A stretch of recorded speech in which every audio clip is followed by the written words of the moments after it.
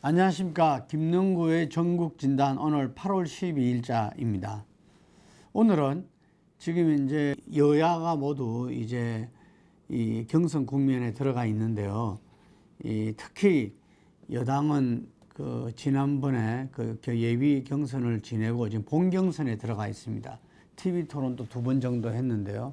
여권의 양강이라고 할 수 있는 그 1강 이재명에서 예비 경선 이후에 뭐 양강이라고도 다들 이야기합니다. 그 이재명 후보와 이낙연 후보 간의 네거티브 공방, 민주당 전체의 어떤 이 대선판에서 원팀의 위기를 가져올 수 있다는 그런 우려가 상당히 많습니다. 그래서 그 부분에 대해서 한번 짚어보도록 하겠습니다.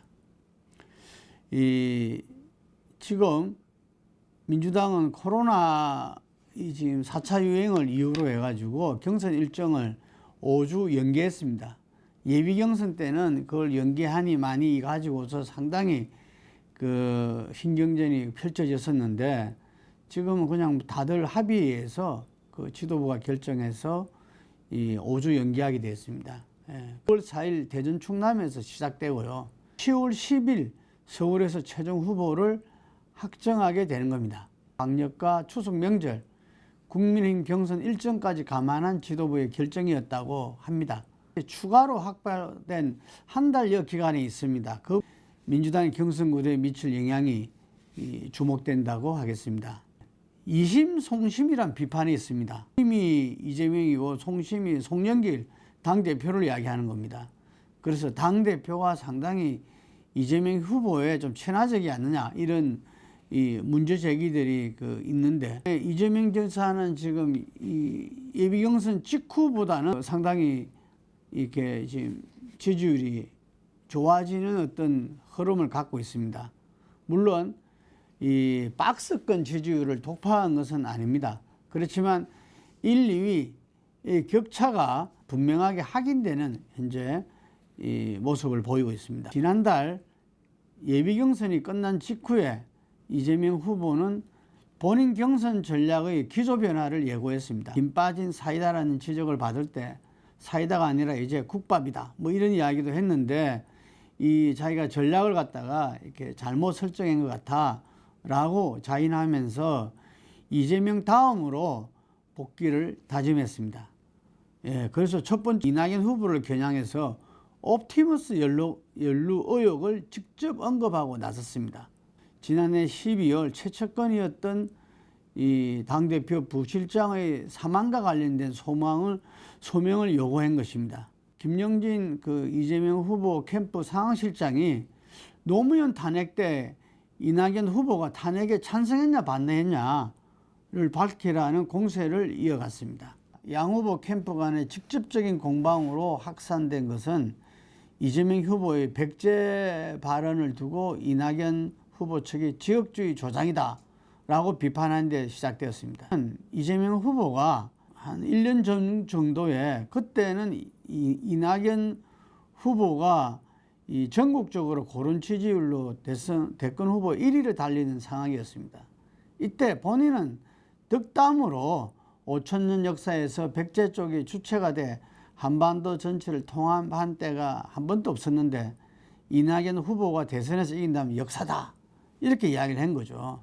근데 이 부분들을 오히려 이낙연 후보 쪽은 지역주의 조장으로 몬다 이런 안동 발언이 있었죠. 유튜브로 후보 출마 선언을 하고 첫 번째 찾아간 데가 안동, 자기 고향 안동이었습니다. 민주당 후보로서는 영남 확장이 중요하니까 본인이 영남으로 지지세를 확장할 수 있는 후보다라는 것을 보여주기 위해서 첫 번째로 안동을 방문했지 않나 싶은데 그 안동에서 또 안동 발언이라는 게 있습니다. 예를 들면은 TK가 오히려 역차별 받았다 이런 이야기를 했는데 그런 부분들이 호남 민심 입장에서는 상당히 그거는 좀 문제가 될 수 있는 말 자체가 아니라 그게 전체적으로 그게 그런 느낌을 줄 수가 있는 거죠.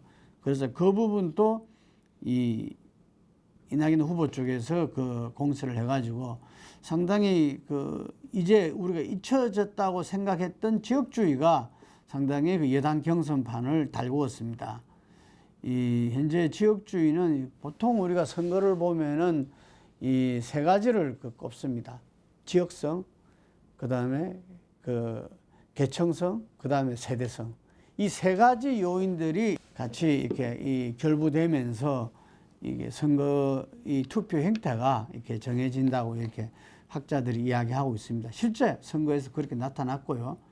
그래서 우리가 그 이전에는 보면은 지역성, 지역주의가 사실 우리 선거를 갖다가 규정해 왔죠. 총선이나 이런 거 치를 때 보면은 우리나라 서쪽, 동쪽이 한 가지 색깔로 그냥 쫙 돼버리잖아요. 항상 그 결과를 보면은 지역주의가 좀 극복됐나 싶으면 결과로 보면은 참 허탈하게 만드는 이런 결과들이 나오고 그랬고, 대통령 선거 같은 경우에도 예를 들면은 뭐 지금 여당 민주당 같은 경우는 호남을 기반으로 해서 충청과 연대해서 수도권을 갖다가 반분을 넘어 50%를 넘어서는 전략.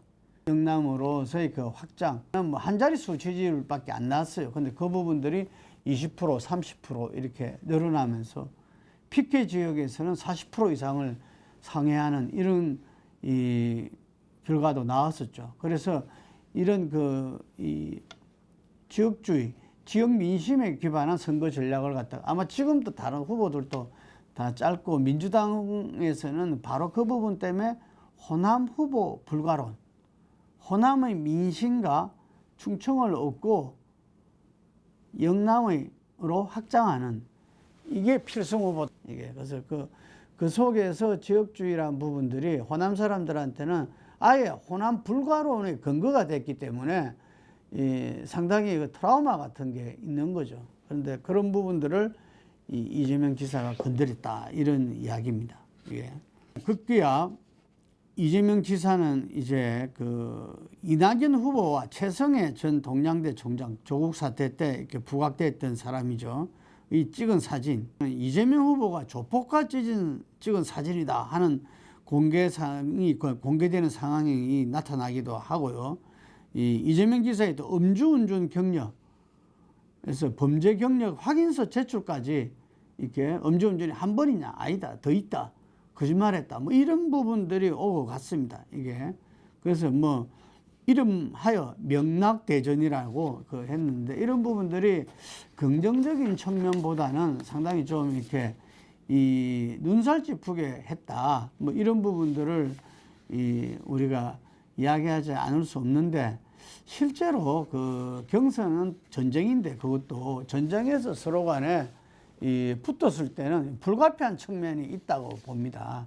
그렇기 때문에 정책 검증도 중요하지만 인물 검증 그리고 도덕성 검증들도 중요하기 때문에 그 부분에 대해서 뭐 누가 잘했다 잘못했다를 이야기할 수는 없지 않나 생각을 합니다. 그런데 그 이재명 후보가 어떤 이 부분에 대해서 탐탁지 않은 우려하는 어떤 이 분위기를 파악해서 먼저 돌연 네거티브 중단 선언을 했습니다. 예, 그래서 실력과 정책에 대한 논쟁에 집중하고 다른 후보에 대한 일체의 네거티브 언급조차 하지 않겠다. 상당히 좀 과감한 이야기죠. 일체의 네거티브 언급조차 하지 않겠다. 그런데 이 대목에서 중요한 부분이 네거티브하고 검증하는 거하고 그 구분이 어떻게 되느냐. 이게 이전에 이제 보면은 검증을 하더라도 비방은 하지 말아야 된다는 이야기가 있습니다. 근데 네거티브는 비방과 검증을 다 포함한 거거든요. 그래서 어떤 측면에서는 네거티브가 검증일 때는 필요하다라는 이야기가 있고, 네거티브가 비방으로 흐르면은 그거는 아무한테도 도움이 안 된다, 이런 이야기들이 있습니다. 그 이재명 지사의 이 네거티브 종식 선언에 이낙연 후보도 기본적으로 환영의 뜻을 표했죠. 예, 왜냐하면은 지금 이제 양쪽 당이 후보를 선출하게 되는데, 중요한 게 어쨌든 각 당이 원팀으로서 자기 지지세와 얼만큼 결집하느냐, 거기서 중도층을 얼만큼 더 가져오느냐, 이런 문제가 이 선거 결과를 좌우하게 되고, 제가 볼 때는 지금 현재 예측으로는 1대1 대결이 될 것이다. 이게 그래 되면은 우리가 2012년 대선처럼 그 전에 이 김대중 대통령이 이길 때도 그때도 1.9% 차이밖에 안 났고 37만 표 정도입니다. 그리고 노무현 후보가 이겼을 때도 그 57만 표, 한 2.3% 차이였고요. 박근혜 후보가 이길 때는 108만 표 정도 차이 났는데 그때도 3.6% 정도 차이 났습니다. 5% 이내죠. 그래서 우리가 이렇게 양진영으로 이렇게 1대1로 붙을 때는 51대 49, 2% 대결이다. 이런 이야기를 합니다. 그렇기 때문에 중요한 게 각 진영에서 어느 후보가 자기 당의 대선 후보가 되더라도 얼만큼 결집력을 보이느냐. 정말 원팀으로서 경선 과정을 갖다가 전부 다 극복하고 후보를 중심으로서 원팀이 되느냐. 이게 승부에 굉장히 중요한 관건이거든요. 그래서 그런 측면에서 두 후보가 다 우려 속에서 네거티브 중단 선언과 거기에 대한 환영이 나왔지 않나 싶습니다. 실제로 이 부작용이 지표로 나타난 것이 여론조사에서 민주당 양강 후보에 대한 선호도 하락으로 나타났습니다.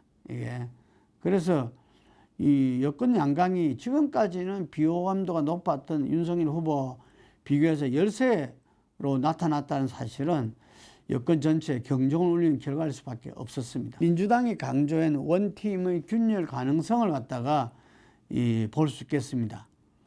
이낙연 캠프의 좌장 역할을 하시는 분이 오선의 서른 의원이죠. 최고위원도 했고 뭐 여러 대선에서 아주 막중한 역할들을 해왔는데 이 시사저널과의 인터뷰에서 이재명 후보가 본선 후보가 된다면은 마음으로 받아들일 수 있을지 아슬아슬한 느낌이다라고 표현을 했어요. 그만큼 이런 지금 이제 여야 간의 여당 후보 간의 난타전에 대한 우려를 표명한 거지만 이것이 이재명 캠프 입장에서는 경선 불복을 암시하는 협박 아니냐 이렇게 이제 강하게 비판했죠. 그런데 이런 솔직한 소회가 이재명의 네거티브 중단 선언으로 또 이어졌기 때문에 이것도 하나의 또 앞으로 나가는 과정 아니었나 이런 생각이 들고요. 지금 이제 본경선으로 들어가서 TV 토론이 2차례 진행됐는데 이때 보면은 예비경선 TV 토론과 다른 점이 암만 해도 지지율이 급상승한 이낙연 후보 견제에 여타 후보들이 집중하는 모습이 좀 차별점으로 나왔습니다. 이재명 후보에 대한 경기지사직 사퇴 요구 공방을 들 수가 있겠습니다. 예를 들면은 기본소득이라든지 기본주택이라든지 뭐 이런 부분들에서 경기도의 홍보비를 활용해서 결국 자기의 어떤 이 정책을 알리고 하는 거 아니냐. 지사직을 선거에 활용한다.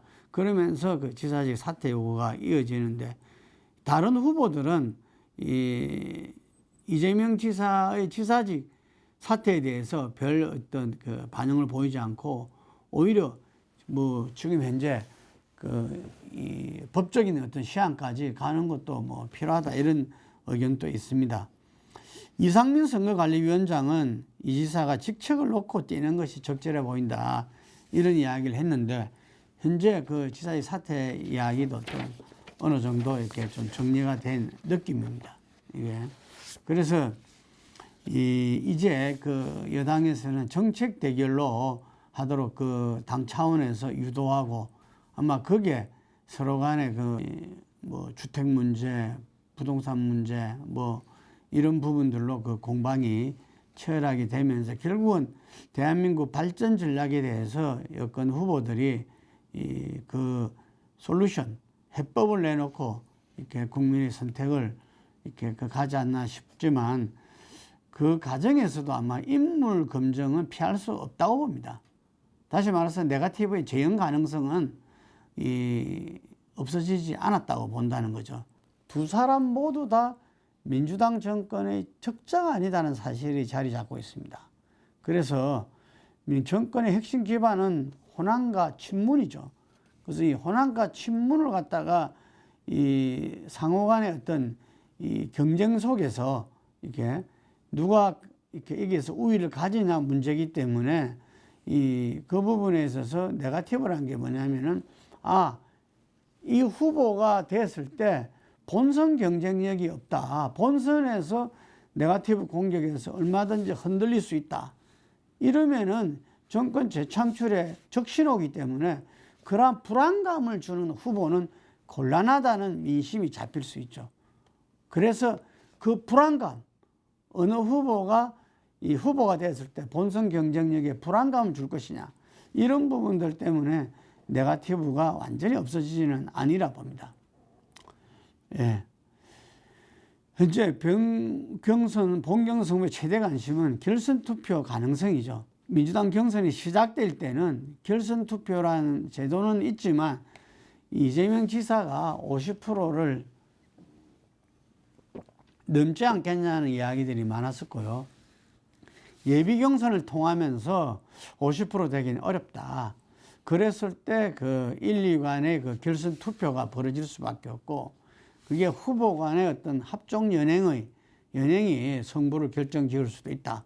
뭐 이런 이야기들이 나왔습니다.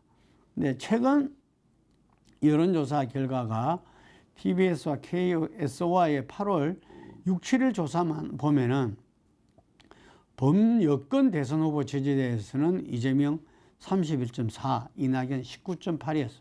한 30대 20 정도로 10% 정도 차이가 나죠. 그런데 민주당 지지층만 놓고 보면은 이재명 50.4, 이낙연 32.9, 한 18% 차이가 나옵니다. 10%보다는 더 벌어지죠. 8월 1주차 갤럽 그 대선 후보 지지율은 이거는 이제 다자구도속입니다. 이재명 25, 윤석열 19, 이낙연 11입니다. 민주당 지지층에서는 이재명 46, 이낙연 28이죠. 그래서 현 정권 유지를 가진 층에서는 이재명 50, 이낙연 25. 예. 그래서 지금 이제 작게는 그 10%고 많게는 한 20% 정도 이 차이를 보이는데, 과연 이 나중에 본경선 마지막 10월 10일이죠. 그때 이재명 지사가 50%를 넘느냐? 현재로서는 쉽지 않을 것이라는 게 예상됩니다. 예. 그래서 20여일 앞으로 남았는데 이제 순회경선이 시작되죠. 아마 이 순회경선이 시작되면은 본경선이 정말 치열하게 이루어질 것입니다. 이게. 그리고 이러한 경선 과정에서 투표 결과는 일단 선거인단, 지금 1차 선거인단 모집, 2차 선거인단 모집 끝났는데 처음 오픈되는 건 1차 선거인단 76만 명 정도의 투표 결과가 9월 12일 날 발표됩니다. 예, 그래서 이 발표되는 결과에 따라서 양강 1, 2관의 전략 변화와 각 후보들의 합종 연행 등 새로운 경선 판도가 펼쳐지지 않겠나 이렇게 생각합니다. 이 4월 재보선 때와 비교하면 여당 입장에서는 정권 교체 여론이 이 정권 유지보다 당시에 한 20% 정도 높았어요. 근데 이게 지금은 한 자릿수로 내려왔다. 이런 조사 결과도 나오고 있습니다.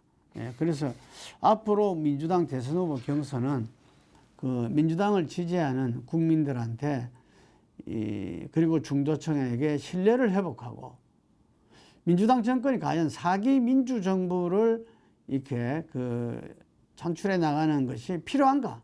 이 필요성을 설득하는 과정이 돼야 되지 않겠나 이래 생각을 합니다. 그래서 당에서는 싱크탱크인 민주연구원이 중심이 돼서 6명 후보의 대표 공약을 당의 핵심 공약으로 업그레이드 하는 작업에 나섰다고도 합니다. 치열한 논쟁을 통해서 국민의 미래 청선을 만들고 아젠다를 구체화하는 생산적인 경선, 대한민국의 미래, 대한민국의 발전 전략이 가지고서 이렇게 쟁투하고 그 결과를 갖다가 깨끗이 승복하는 어떤 그러한 민주당의 경선판이 될 것을, 이거는 야당도 마찬가지죠. 그래야 우리 정치 발전이 이루어질 수 있는 것입니다. 오늘 여기까지 하겠습니다. 감사합니다.